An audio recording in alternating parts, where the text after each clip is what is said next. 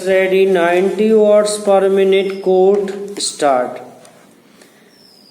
भारतीय अदालतों में न्यायाधीशों की कमी के चलते मुकदमों के लंबे समय तक खिंचते जाने और मुकदमों का बोझ लगातार बढ़ते जाने की शिकायत पुरानी है। इसे लेकर कई प्रावधान न्यायाधीश अपनी पीड़ा जाहिर कर चुके हैं।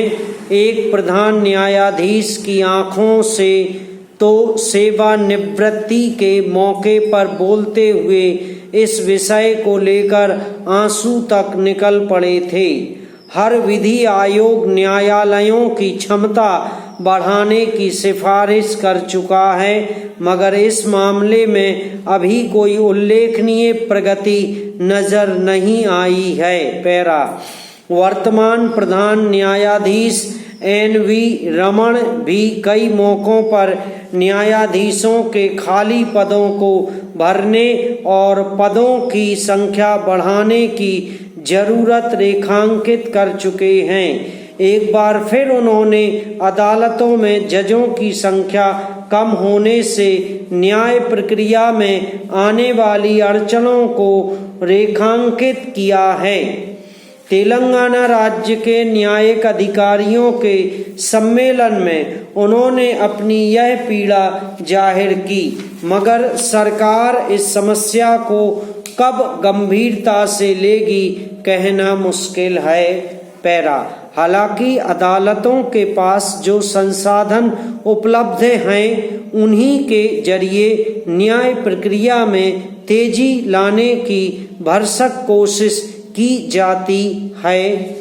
न्यायाधीशों के खाली पड़े पद न भरे जा पाने की स्थिति में यूपीए सरकार के समय सर्वोच्च न्यायालय ने सेवानिवृत्त न्यायाधीशों की सेवाएं लेने, अदालत का कामकाज 2 पालियों में बांट करने का उपाय निकाला था।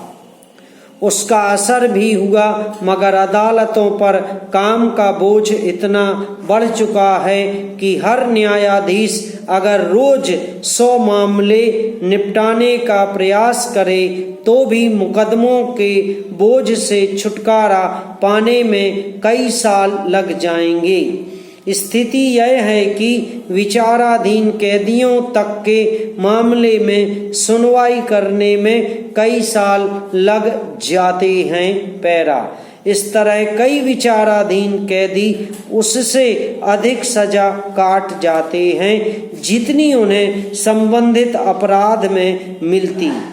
विचाराधीन कैदी के रूप में लंबे समय तक जेल में बंद रहने की वजह से कई युवाओं का भविष्य ही चौपट हो जाता है, जबकि सर्वोच्च न्यायालय इस बात को अनेक मौकों पर स्वीकार कर चुका है कि विचाराधीन कैदियों के मामलों की सुनवाई जल्द से जल्द पूरी होनी चाहिए, मगर साक्ष्य जुटाने, जांच आदि में देर होती रहती है और फैसला लटका रहता है।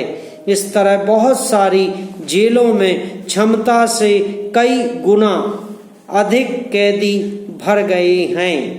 पैरा कहते हैं कि देर से मिलने वाला न्याय एक प्रकार से अन्याय ही होता है, क्योंकि फैसले में होने वाली देरी के चलते वादी और प्रतिवादी दोनों का काफी धन, समय और ऊर्जा बेवजह नष्ट हो चुकी होती है। पैरा 2000 के सेशन विचारण मामला संख्या 132 में अपर जिला और सेशन न्यायालय रायपुर द्वारा पारित दोष सिद्धि के उस निर्णय और दंडादेश के विरुद्ध फाइल की गई है जिसके द्वारा अपीलार्थी को अपनी पत्नी की हत्या के लिए दोष सिद्ध किया गया। समाप्त।